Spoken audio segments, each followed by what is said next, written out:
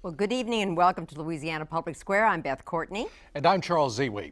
Tonight on Public Square, we turn to the environment and continuing concerns that industry, which provides plenty of good-paying jobs to hundreds of thousands of Louisianians, may be polluting the air, land, and water, perhaps jeopardizing our health. Well, we'd like to hear how you rate Louisiana's environment. Take our quick poll online at lpb.org. Be sure to indicate where you live. We'll have the results at the end of the program. Well, overall, federal figures show Louisiana ranks 10th in the nation for materials released into the atmosphere. According to the Environmental Protection Agency, Louisiana's industrial emissions topped 121 million pounds, with a herbicide plant in Ascension Parish single-handedly accounting for the release of more than 11 million pounds of potential toxins.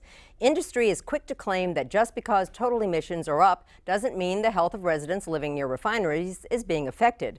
One homeowner in Chalmette might disagree. For 40 years, Ken Ford has lived just down the street from an oil refinery in Chalmette. You know, we're at the point now when we smell his odors, we wonder what's happening. We hear a siren go off. We wonder if the refinery's on fire. We had truck backfire. Was it an explosion? We have explosions and chemical leaks, chemical problems in this area. An environmental group, the Louisiana Bucket Brigade, has set up a monitoring device that can detect 6 types of carcinogens and toxins in Ken Ford's neighborhood. A St. Bernard environmental group formed by Ford, along with the Bucket Brigade, have sued the refinery. They claim equipment breakdowns have released benzene and other cancer-causing chemicals into an area where there are 20 schools, 2 hospitals, 6 retirement homes, and thousands of residents. In 2002 alone, environmentalists assert that the refinery released 1.4 million pounds of pollutants into the air. Ann Rolfes is the founding director of the Bucket Brigade. They'll try to tell you, oh, you know, there are no problems with the chemicals. They have no data to back that up, but what they don't consider is the fact that if you're sitting on your swing set and you get a blast of a bad odor at that particular moment and your eyes start to water and an asthma attack is triggered and maybe you start coughing, you have already suffered a health effect. Nora Scheller, public relations manager for the refinery, says the company plans to install more than $100 million in environmental equipment at the facility. She also denies that the plant is responsible for making people sick. If there is an event that may impact the community, we send out individuals to do community monitoring, and the results of that monitoring also show that the air in St. Bernard Parish meets the ambient air standards that protect human health. The Chalmette Dispute is a familiar one to Willie Fontenot, a former community liaison worker with the State Attorney General's office. Fontenot says the environment in Louisiana is in much better shape today than it was 20 years ago, but there are still big problems. There are hundreds or thousands of contaminated sites throughout the state of Louisiana, which have not been dealt with. Some of them have been partially dealt with. There are hundreds or thousands of inactive and abandoned sites that have contaminated waterways throughout the state. The State Department of Environmental Quality has been accused of not doing enough to clean up Louisiana. For instance, critics point to the fact that DEQ last year levied nearly $740,000 in penalties, but collected just under $270,000 in fines. DEQ counters that Louisiana law provides companies access to hearings and appeals that can go on for more than a year. There is also a continuing debate over the role the petrochemical industry allegedly plays in causing disease. The Mississippi River Industrial Corridor that runs from just north of Baton Rouge to New Orleans is home to more than 140 industrial sites that release hundreds of tons of toxins into the air, water, and soil. Louisiana State Health Officer Dr. Jimmy Guidry says popular notions about high death rates related to industry are unfounded. What we've looked at is that the incidence of cancer in Louisiana is not any higher than anywhere else in the country. As a matter of fact, we're in about the middle of the pack. If you do have cancer in Louisiana, you're more likely to die of it because people find out they have it later in the disease, so they don't get it treated early enough. But most of the cancer we see in Louisiana is a result of smoking. Cancer is just one of many potential risks facing Louisiana citizens. Health advisories have been issued for more than 40 mercury-contaminated waterways across the state. 5 parishes have air quality so poor the EPA has threatened to impose costly sanctions. Iberville Parish, one of the 5 cited for non-attainment of federal air quality standards, may soon have to contend with additional emissions. The Shintech company is the largest producer of PVC plastic in North America. It recently announced plans to build a $1 billion facility that will hire about 150 permanent workers and possibly double the area's emissions of highly toxic vinyl chloride. This worries Iberville Parish resident Ann Kirkland. I think that it's immoral and it should be criminal to produce a known human carcinogen. I mean, none of these plants can keep their emissions on site. That's impossible. I mean, their profit making is requiring us to breathe this stuff and some of us to die. Shintech has operated a PVC plant in Addis, Louisiana since 2000. The company says that it abides by all state and federal environmental regulations and that emissions at the plant have been only 1/3 of what their environmental permits allow. 8 years ago, Kirkland supported efforts to keep Shintech from building a large chemical plant 35 miles downriver in Convent, Louisiana. The mostly African-American community became the poster child for the burgeoning environmental justice movement, with marches, protests, and national media coverage. Now the permitting process is underway to construct what is essentially that same plant. Only this time, there has been very little public outcry.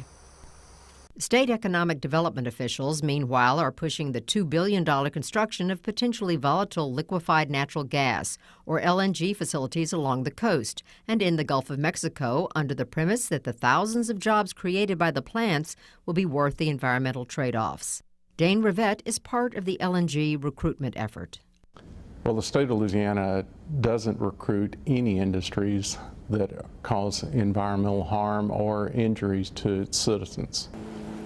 Among those who are worried about the adverse impact of LNG facilities on Louisiana's shores are recreational and commercial fishing interests. Striking a sensible balance between a healthy, sustainable environment and a healthy, sustainable economy depends on the answer to one question: are the rewards worth the risks? It's a question that must be asked and answered each and every day. As usual, our audience tonight was selected at random by Louisiana State University's Public Policy Research Lab from residents of the Baton Rouge area. And we polled them about their views on the environment. 84% of the people in our sample said that they rated the overall quality of the environment in Louisiana as only fair to poor. While 60% said they do not consider themselves to be environmentalists, it's clear that majorities of our respondents say they personally worry a great deal about water pollution, toxic waste, and air pollution in Louisiana, and less so about global warming and extinction of plants and animals. In a key question for the state, our respondents say that when it comes down to a choice between economic growth and protecting the environment, they would give priority to protecting the environment over protecting economic growth by a 57 to 25% margin. On the question of who should be doing more to protect the environment, people in our poll said they think the federal government, state government, corporations, and the American people are all doing too little to protect our environment. Finally, when we asked whether the air and water in Louisiana will be cleaner or more polluted 10 years from now, 77% of our respondents say the state will be more polluted by the year 2015. So, let's begin tonight with an essential question. Are we trading off potential dangers of pollution in return for those really good-paying jobs and a better economy? Who wants to go first? Go ahead, John. Charlie, just looking at that example of the LNG reprocessing facilities in the Gulf that was on the tape just now, I scratched a couple of numbers, and the information that the write-up that you gave us had said that there was going to be 500 million gallons of water that would be chilled, and the wildlife would be killed in that every day. And so I did a little figuring. That's about the amount of water that would be present in a circle with a radius of about 100 yards and 12 feet deep. 500 million gallons sounds huge, but compared to the Gulf of Mexico, it's more like a glass of cold water poured into University Lake. So no big thing. My question is, how do we as consumers and how do legislators tell the difference between things that are probably no big thing and issues that really we do need to pay serious attention to, because we do really need to worry about our planet in the future? I think as consumers, Sean.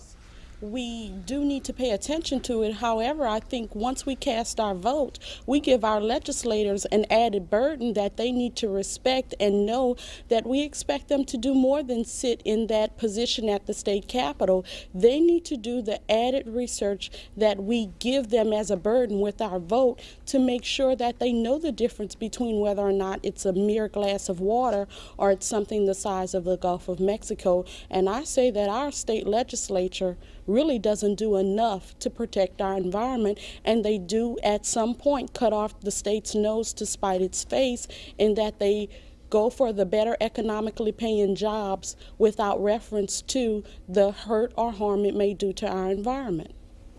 Matt. Just as a general concept, I'm never really too enthused about data, because I always question data. So I really don't put it on our senators and our state reps to really come up with the correct data.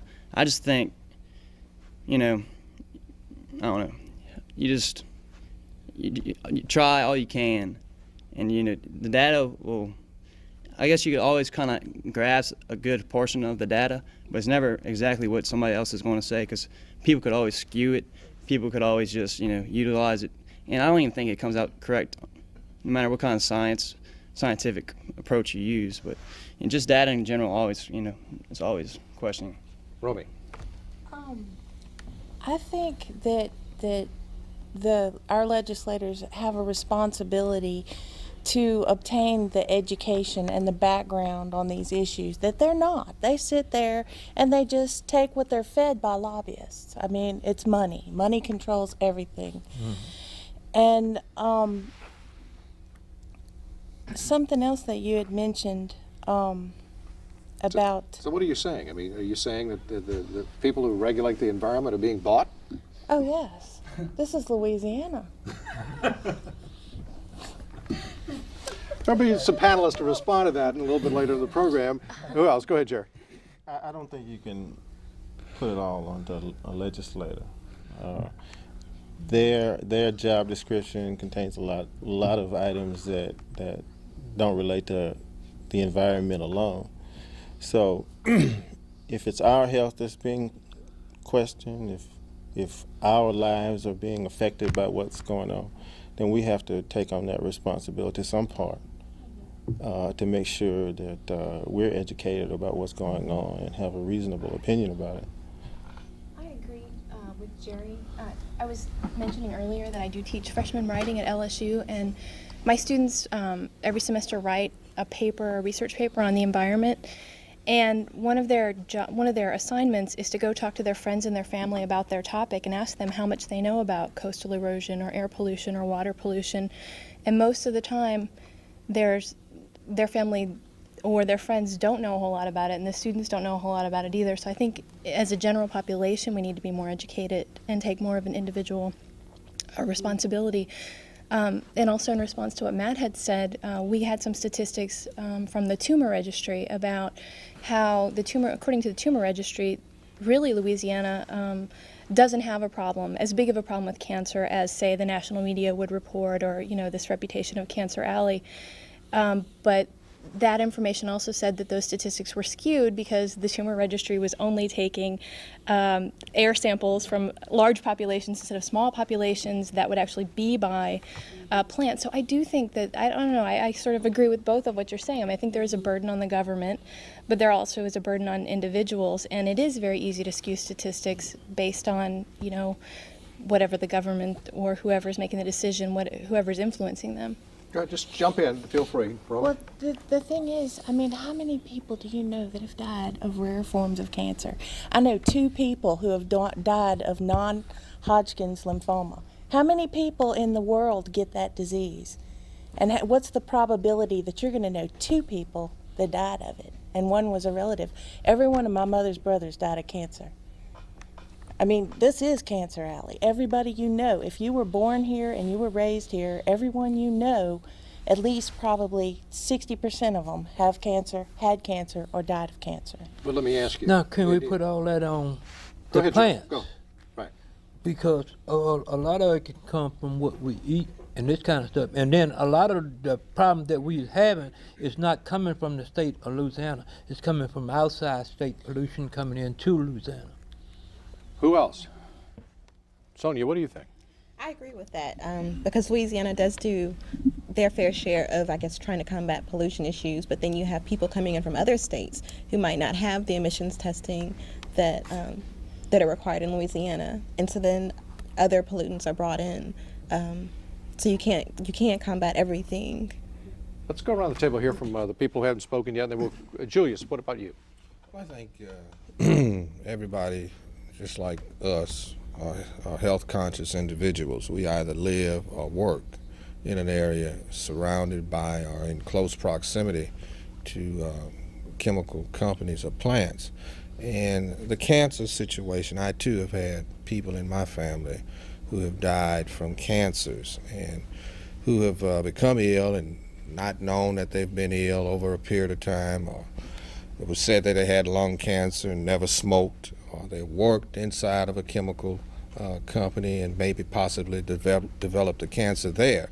We don't know what long-term effects we're having from the emissions that are associated with the operation of the chemical company. So my concern is with what I can't see, what I can't always smell, what is being emitted at night when I sleep. Having lived in close proximity to a chemical plant, I don't know what long-term effects the emissions will have on me and my offsprings. So it's just a general concern. I think I'm an average person, and I think everybody here would have those kinds of concerns. On the back row back there, Steve, how about you? Well, I think a lot of things we're saying are very important. It's statistics were questioned, sampling. We don't trust everything, but I think education is important. But I think it comes down to one thing: is balance. We've got to balance economic growth versus potential harm to the environment. And exactly, we don't really know exactly what concerns there are out there. We know some things, but we how precise can we be in pinpointing everything? No. Eva, how about you? First of all, I want to say thanks to the state and the companies that are giving us a daily report of environmental air qualities every day, which is good. It's making us aware, but at the same time, I think we need to be aware of the fact that there are many things that must be done according to standards to have a better quality of life in Louisiana. We do have many plants here, which are good. Some of them are emitting a lot of pollution in various areas. Sometimes you hear about it on TV, sometimes you read about it in the newspaper. And sometimes those of us who are traveling from one area to the next, we see it. On my way to work, I have witnessed many times pollution being emitted into the air. So something must be done in order for all of us to have a better quality of life. If you go back when there's a wind, it might be emitted in my section, but it's definitely going into yours. So all of us must be aware of the environmental quality all over, because it's not stable. Let's come to this side of the table. Miriam? Well, I've been hearing a lot of this, and I have done some environmental natural history work. I've done a little bit of, I guess, media work in that area. And I've paid attention to it for quite a while. My husband and I just bought a fishing boat, and we took it out on Blind River last week. And the thought occurred to me, well, am I going to be able to feed the fish I catch to my teenage daughter? I don't know. Blind River fish have been identified as being very heavy in mercury and I believe some other toxic metals that have been shown to cause birth defects. So that was a little bit unsettling. Oh, what's the answer? Did you catch any fish, and did you? Actually, we did not catch any fish. Oh, okay. So the quandary was averted. I understand Blind River does have fish. and we'll catch them in the future. But it's a little bit unsettling when there's the wildlife out there, which is my main love. I'm not too much into the toxic chemicals, but I do love my wildlife, and you know, catch a fish, but you can't eat it. That's a little bit unsettling for that. And then my husband works for industry, and so I realized that industry has done a great job in the last 20 years reducing the amount of pollutants and improving their methods and that sort of thing. So, so we've got that. But then again, we've got that mercury, and where did that mercury come from? You know, I understand it came from our power. Now we have, what, 6 coal-burning power plants in Louisiana. So we don't mine coal mostly in Louisiana, so why do we have any coal-burning power plants that are adding to the mercury, causing me not to be able to eat that fish I catch? Kirk. That's what I wonder. Well, let's talk about it some more. Kirk. I think North Louisiana has coal, by the way. Yeah. What bothers me the most is that we don't know.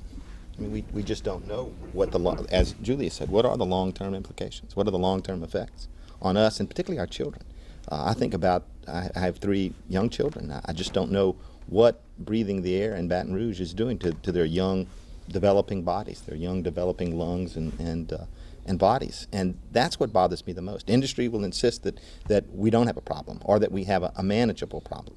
And on the other hand, we hear from other groups, for example, one of the groups that will be represented later in the program, and we hear a very different story. And when you hear that different story, you wonder where the truth really lies.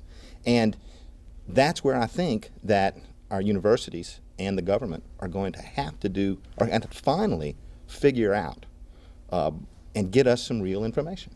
Not information that's given to us by extremists on one end or the extremists on the other end. What is it you want to know? What is the thing you want to know? Well, there really are 2 issues. One is, how much pollutants are we being exposed to? What's the level of pollutant that we are being exposed to? And of course, what effects they have on us. I mean, we know that they have some effect on us, but how much? And then the other question is what are we otherwise doing to the environment aside from pollution? I mean, I grew up in southwest Louisiana and duck hunted in the marshes, and the marshes are not the same place they were when I grew up. Definitely not. We, as a child, we camped on the beach in southwest Louisiana. It's along in Cameron Parish. Kind of hard to believe, I suppose, but we did. And those beaches are completely different now. When I saw them for the first time in about 15 years, only a few years ago, I couldn't believe that I was seeing the same environment. Eva had a point to make. Yes, returning to the beaches, several of the beaches have been declared unsafe to play on, to be on this year, about 2 or 3 weeks ago. I don't remember how many, but I think at least 3 or 4. As far as like the water? Or? It's unsafe for recreational purposes. Or is it just because the land's not purposes, there? I don't know. I don't know why they're polluted, but several of the beaches in Louisiana are not fit for anyone to visit. I'm sorry, I didn't mean to cut you off there. Romy and then John. First, I just wanted to say that, I found that Grand Isle had improved vastly. I remember walking out and getting creosote all over me from the offshore oil wells when I was a kid. But another thing was, like last summer, I called WAFB, That's all right. and I told them that preceding every ozone spike, there was an evening when you could smell the sulfur in the air, and it was just heavy. It permeated the house. And I was thinking of that when you started saying that you can smell it, and they admit it at night. And, we don't know where it's coming from. We can't see where it's coming from, but you can smell it. I mean, it's an aromatic hydrocarbon. Whatever they're releasing, you can smell it. John. I've been watching and been aware of pollution for awful lot of years. I think we have reason to be optimistic. 35 years ago, I was chief financial officer of a company that burned $500,000 worth of natural gas in its fired furnaces every year. And it became necessary for us to create new afterburner technology, and we converted that to where the volatile solvents that we were burning off and throwing up the hydrocarbons into the air, we converted them to heat and cut our gas bill in half and made money by improving the environment. Now that was 35 years ago, and that's That's just one small business in one place in another state. But I think industry in general has found a lot of that, and more between the pressure on industry and the focus on environmental. And we are improving the environment. We aren't there yet, but we have reason to be optimistic about what we've done as a society and a people about this problem, and we're continuing to do it. I certainly think most people should be positive about that, about the future of the environment, because this is the problem that we face today. And it's a problem that we face today. It used to be just people had a shorter lifespan. They used to have to worry about their working environments, but the government came in and they focused on it. It's just kind of like a gradual thing. Of course, we're in an industrialized country, so with all this stuff comes all these emissions and side effects from it. But I think as a general rule for the future of environment, I think it's going to work itself out. The only problem is maybe it'll get too bad at one time to not have too much to work out. But I agree with Mr. John in saying that as far as the future of the environment, I think it's positive. I think one should have a positive outlook towards it. Steve, and then Jerry, I think you had something to say. I agree with both of you. The environment is getting better. The emissions are being monitored. The people who work in the chemical plants live here too, so it's to their benefit to monitor this and keep track of it. The DEQ is watching over it and does a great job. They have some of the premier programs that the U.S. EPA doesn't do as good of a job as the local DEQ does. So I think we're heading in the right direction. Are we there yet? I'm not sure, but we're getting better. Jerry? Well, the EPA readily admits that there's a problem in the 5 parish area. And my concern is that if they're willing to say that, what is it that they aren't telling us? The problem is that your life is at stake. Your life is at stake.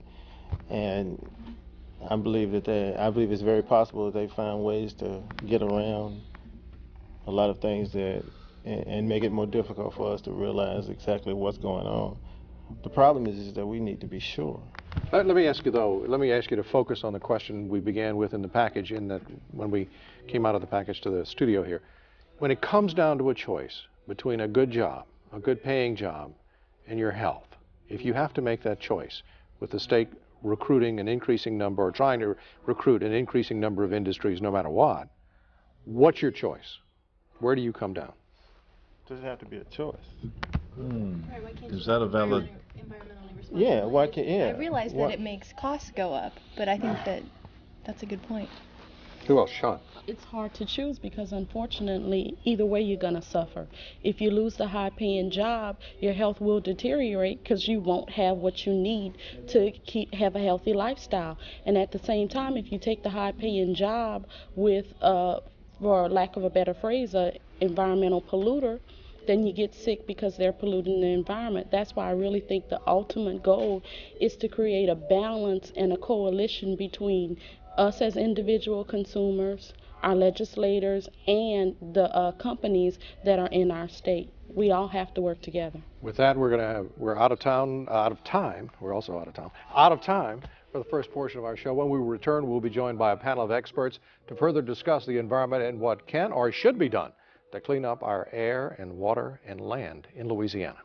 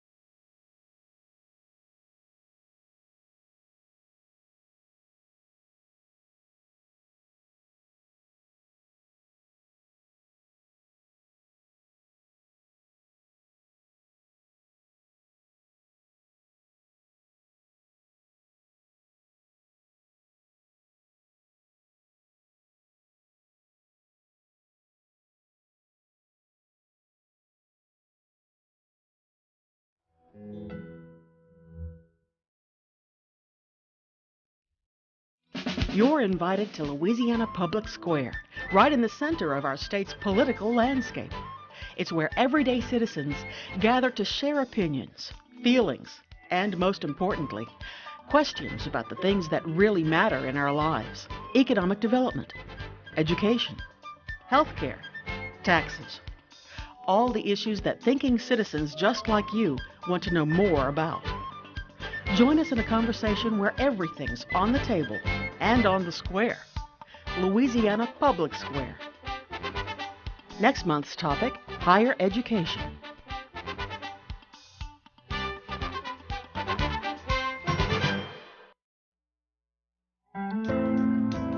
Who do you trust to tell all sides of a story? Who do you trust to let different voices be heard? Who do you trust to teach your children?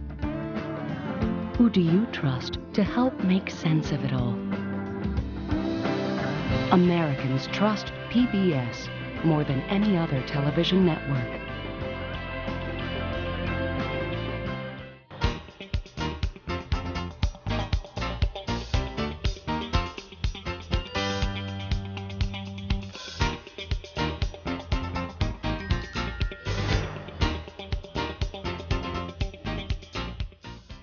We're discussing the environment tonight on Louisiana Public Square. Joining us, our panel of experts. First, Karen Gautreaux is Deputy Secretary of the State Department of Environmental Quality. Dan Borne is President of the Louisiana Chemical Association. And Marylee Orr is Executive Director of the Louisiana Environmental Action Network. Thanks, all of you, for being with us tonight. And let's go right to our participants tonight, our audience. Who wants to ask a question about the environment? Romy, why don't you start? You had some pointed things to say in the first part. I'm sure that toxic chemicals are not being released at night in our homes. You know, when we're sleeping, because not everybody has central air. And if you don't, that stuff permeates your whole house. You wake up and you smell it. I mean, it's everywhere. So that's how I know that they release stuff at night. Who wants to tackle that?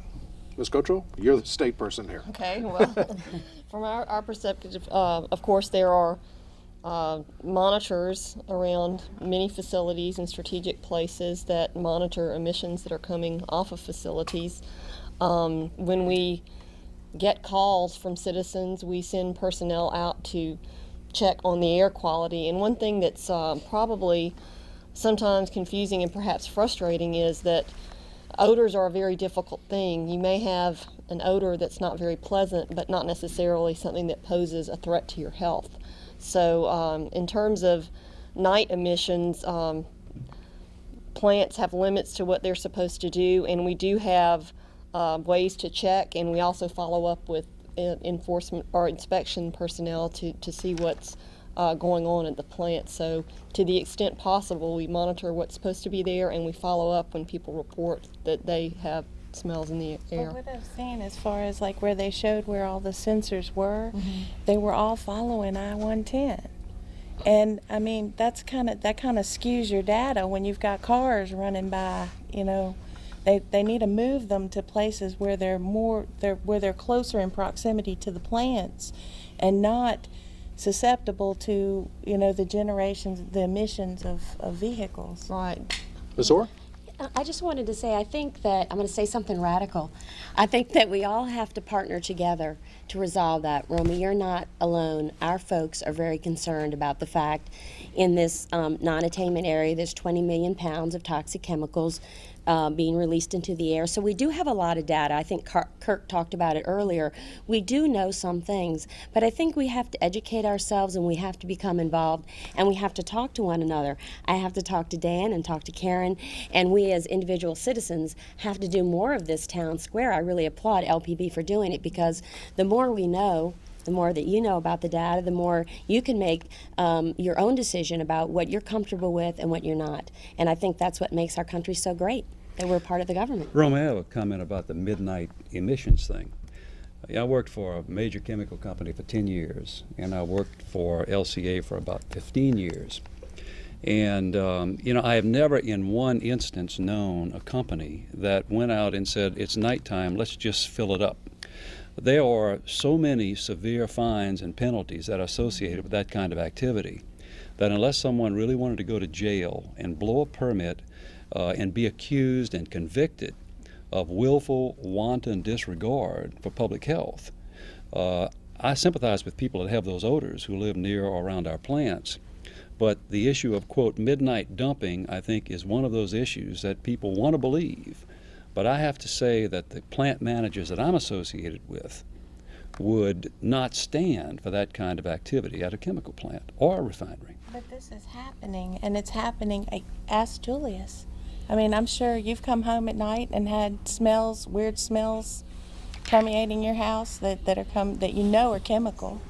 I had a question for Dan. I'm glad you mentioned something associated with that. I know people, and this it seems to be more a perception or a belief than myth that these nighttime emissions happen.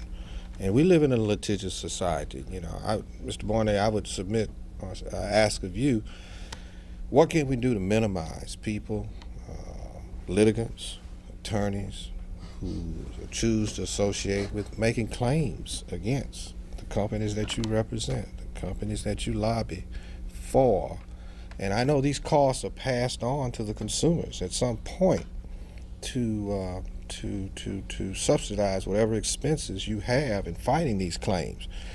People make these claims, party themselves to these claims on an ongoing basis for just passing through an area where an emission is going on.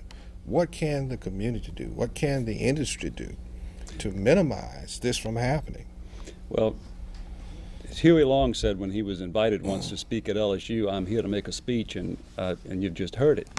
Julius summarizes one of the key issues that we have to deal with in the petrochemical industry in Louisiana, and that is we are a very litigious society. There's one example of a small release that happened in North Baton Rouge some time ago. The next morning, there were 400 people who had alleged that they were at a Burger King at 10 o'clock at night when that release happened, and another 150 that alleged that they were across the street at a grocery store that was closed at the time the release happened.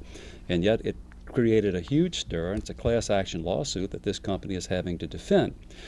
What's clearly needed is some changes in the law as they relate to class action lawsuits, so that the people who are truly injured, the people who are truly harmed, get reimbursed in an amount that certainly takes care of their harm, and that the greedy lawyers don't pull down the dough just standing companies up, which amounts to legal blackmail.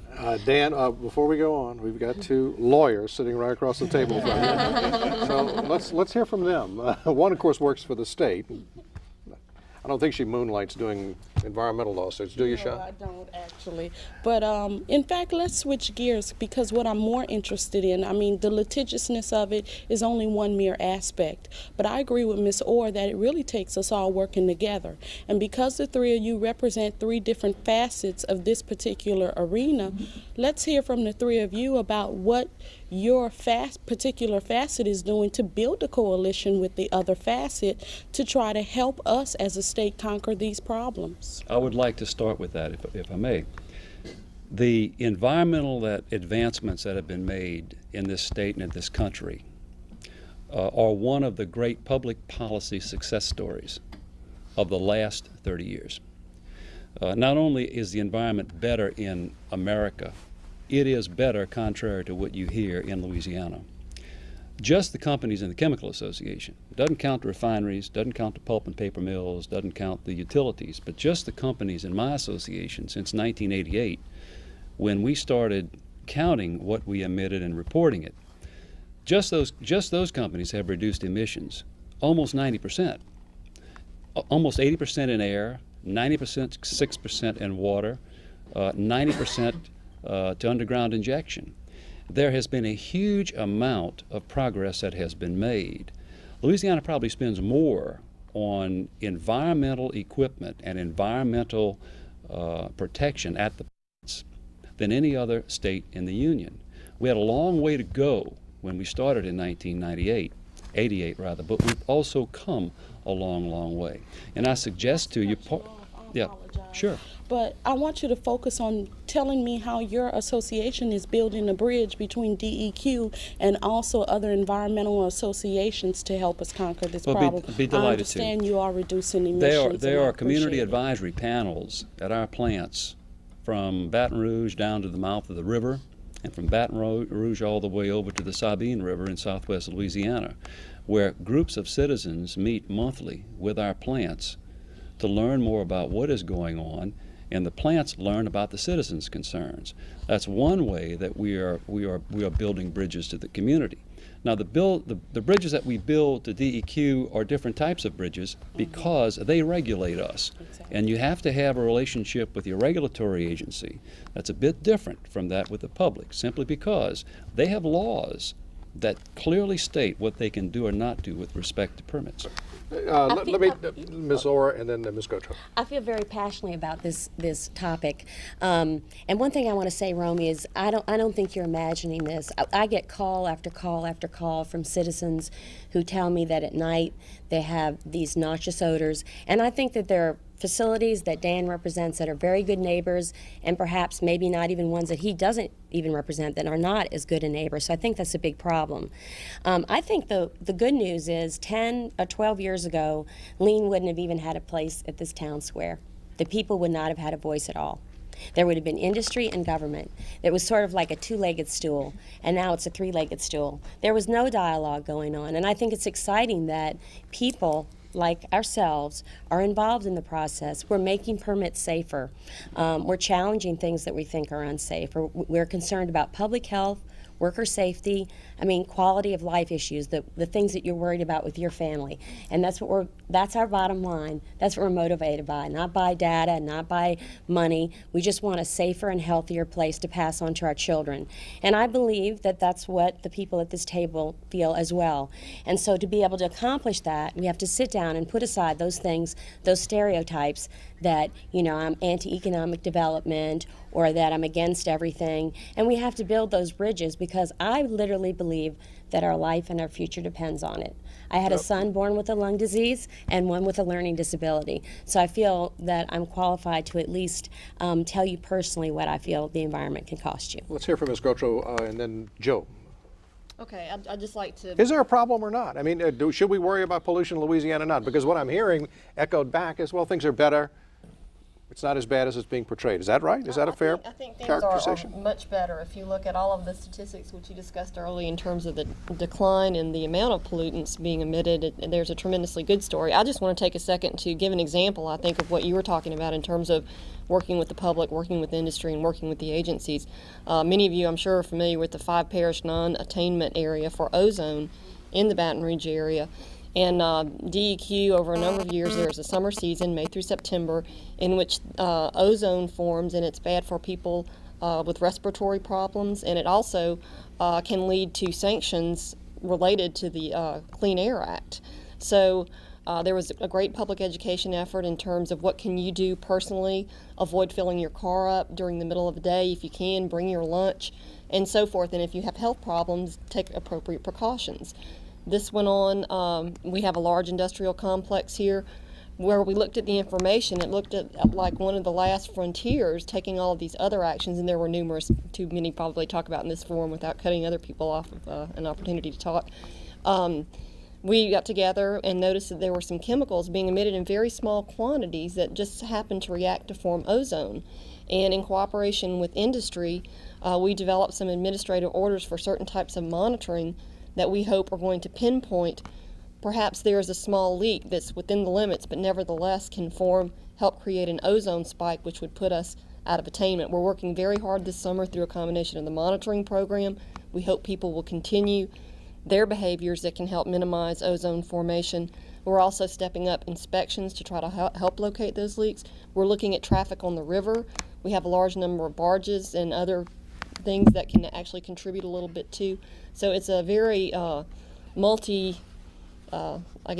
perspective approach, as you would say. Joe, do you buy all of this? What do you think of all this? Yes, a lot of it I do, but I still believe that they could educate the public on a lot of the household products. It's doing more harm to the economy than a lot of your plants. But still, I would like to see the plants look at the natural gas and stuff that they, have to burn off and all that. Instead of burning it off, why don't we reuse it as to community? Give it back to the community. Let the community figure out some way of harnessing and let the community have it as to heat the houses or whatever. Joe, one of the reasons is that industry just doesn't burn natural gas. They use natural gas to make things. They use natural gas like a baker, for example, uses wheat. Wheat comes into a bakery shop. It becomes French bread. It becomes king cakes. It becomes bagels. It becomes, sweet rolls. Industries use natural gas to make consumer products. I have a bucket of them in the lobby out here, my own version of the Bucket Brigade, about 30 consumer products that we use every day, most of which come from natural gas. And so we just don't burn the natural gas to make electricity. We also use it as a raw material, and it becomes an integral part of the consumer products that keep us healthier and help us live longer. I'd like to say something. Yes, I think we have an enormous challenge and problem facing us into this new millennium, and I think that it's something that we all need to work on, and I think that we rightfully so are very concerned about being exposed to millions of pounds that we know of, and that's not any upsets or accidental releases that happen in industry. So I think it's a tremendous challenge for us. So yes, Charles, if you want to ask me. If not, would go fishing. If we didn't have so much mercury problem, if we didn't have enormous amounts of air toxics going in. I want to point out in a respectful way, the reason I believe that DEQ has moved along so far is because the people filed a suit about the non-attainment area, and we had to come to the table and try to resolve this issue because we felt it was so important. Because if you've ever taken your child to the emergency room when it has asthma or seen someone who suffers from a respiratory illness, you know how important it is to have clean air, and you know that ozone exacerbates asthma. It's the #1 reason children miss school. So it's something that we need to really face and not run away from. And I think that's a big difference now today, that you have the three of us here and you folks asking really important questions. Karen, and then I've been looking at people furrow their brows on this side for some reason and reacting to comments. And I want to get to some of you in a minute, but go ahead. I just want to very quickly mention, I agree we have many challenges ahead, and of course working with major facilities, regulating major facilities will always be important to us, but we're finding that one of the big challenges is actually probably what you would consider a minor source. We have thousands of small wastewater treatment units throughout the state that aren't functioning, that are actually contributing to pollution, water pollution in the state. Also, we have thousands of underground storage tanks, for example, old gas stations and things like that, that may be leaking, that are posing a threat to groundwater. So, although again, this is a very important segment of our responsibilities, we are really feeling a challenge with what you would maybe as a member of the public typically not think of as being a major challenge. So let me hear from it. It's been funny almost. I've watched each of you and various comments. Go ahead, Jerry. I was listening to Mr. Borne and about the natural gas. If I'm not mistaken, when I was growing up, Exxon used to expel the natural gas and burn it off. That's what the big torches were at Dane. And as business progressed, that natural gas became a valuable commodity, so they stopped burning it off. But my concern is that ultimately the answer to this has got to be zero emissions,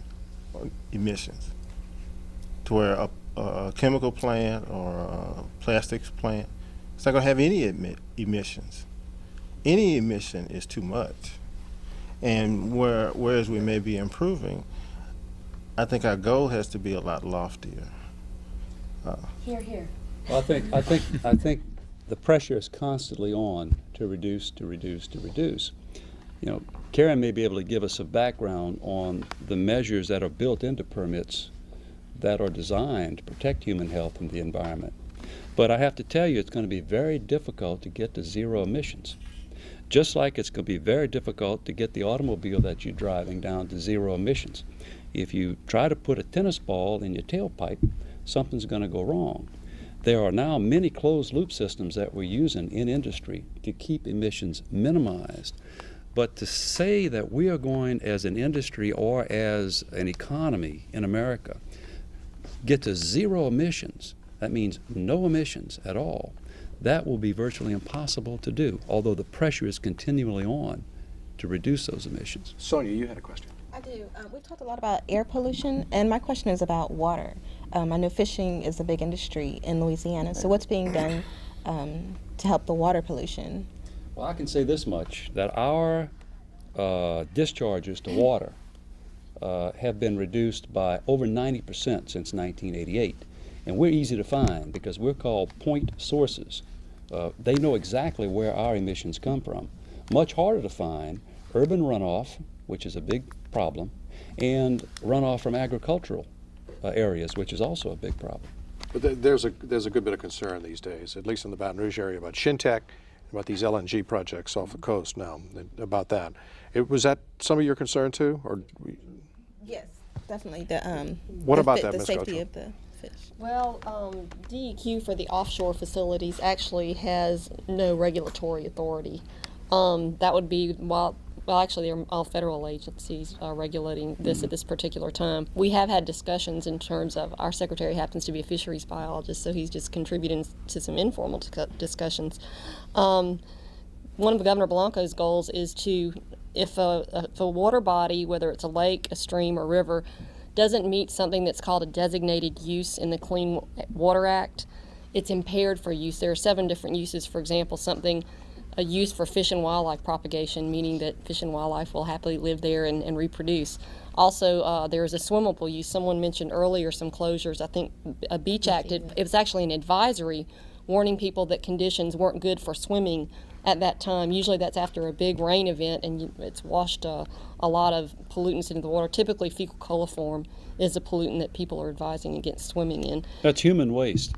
And animal waste too. And animal waste. So, go ahead, Eva. I'd like to know what are the 10 major strategies that you're using to affect the quality of our environment, if you were to list them. Then also tell me how we can work collaboratively,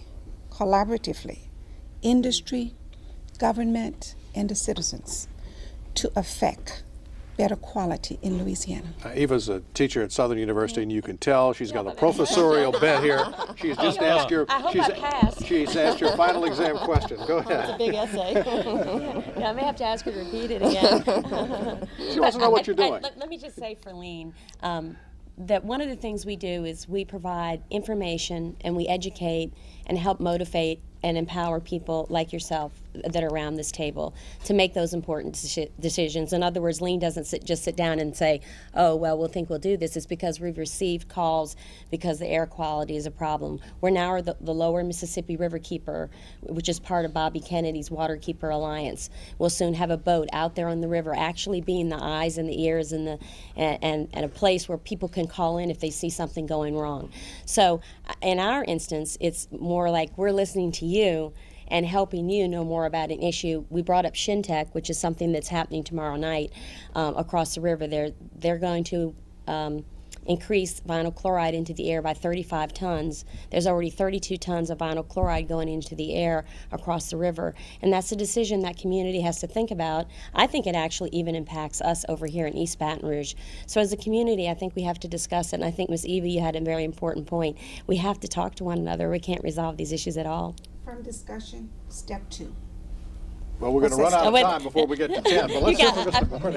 I can well, one of the things that we do is we talk to Marylee and we talk to people like yourselves who are concerned. But the primary thing that we do is we try to run our plants as safely as possible with the minimum amount of environmental impact to the community within our permits, and when we mess up, we pay the price, and sometimes we do. Ms. Gautreaux? Well, I think we have a combination of approaches, education, both of the public and also perhaps a small business that has a potential threat like an underground storage tank. The other thing is we want to encourage improvements in technology to help people. What is a better wastewater treatment system for a small municipality? Can we help bring them into compliance if they're having problems? And of course, the last one is the stick. If you haven't operated as you should, there should be some follow-up as it goes through the process, a fine or penalty, but hopefully we'll educate, help, and then enforce if necessary. So those are Real quick, reinforce what Karen said about enforcement. Ms. Orr, Romy, real quick, the answer to the question, you still think state regulators are in the pocket of industry, like you said earlier? Huey Long once said, I denies the allegations and I resents the alligator. Okay, that's going to be the last word tonight. Wow, that's a great one. Thank you all for being with us tonight. We especially want to thank our panelists this evening, Ms. Gautreaux, Mr. Borne, and Ms. Orr for being with us here on Public Square tonight. When we come back, Beth, Courtney, and I will have a few closing comments.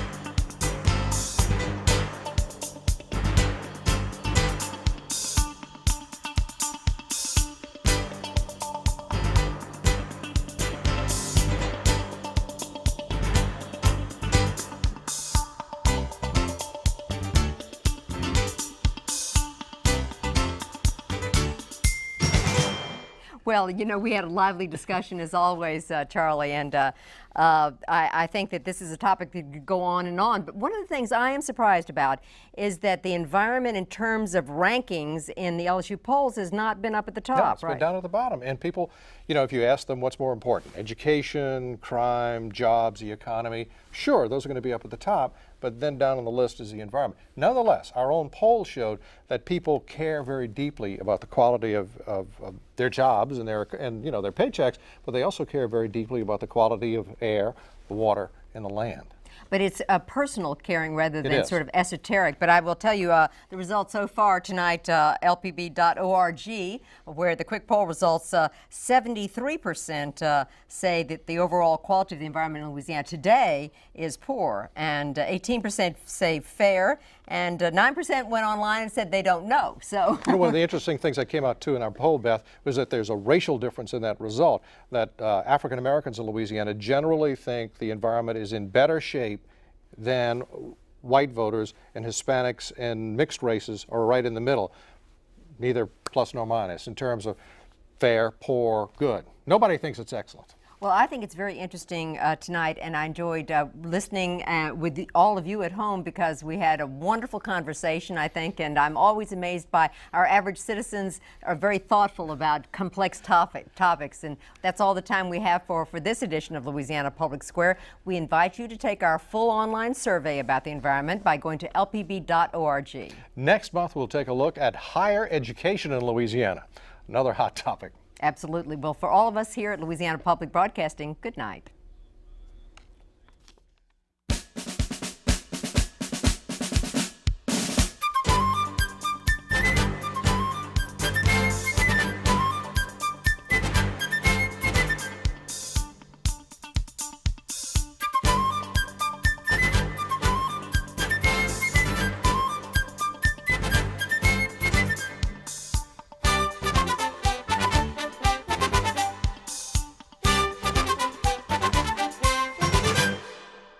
A home video of this program is available.